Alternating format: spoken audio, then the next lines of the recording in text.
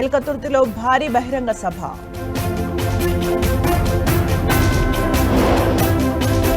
పది లక్షల మందితో బీఆర్ఎస్ సభకు ఏర్పాట్లు. కేసీఆర్ ప్రసంగంపై సర్వత్రా ఆసక్తి.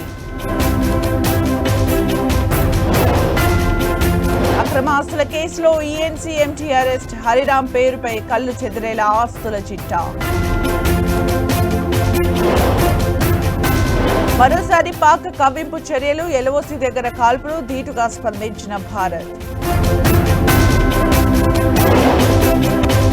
భారత్ను వేడుతున్న పాక్ పౌరులు. నేటితో ముగియనున్న డెడ్ లైన్.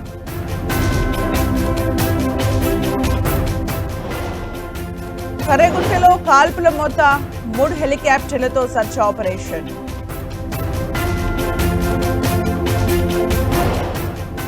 రాజకీయాల్లోకి కొత్త నాయకత్వం రావాలి. భారత్ సమ్మిట్ లో రాహుల్ గాంధీ పిలుపు.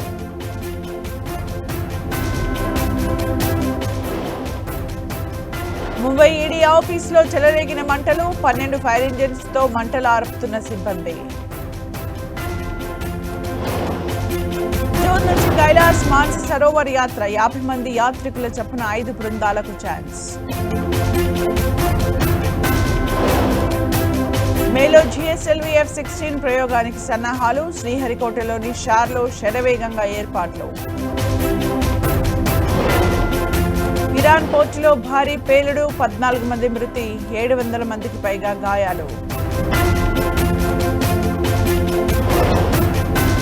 వర్షంతో కోల్కతా పంజాబ్ మ్యాచ్ రద్దు. ఇరు జట్లకు చెరో పాయింట్.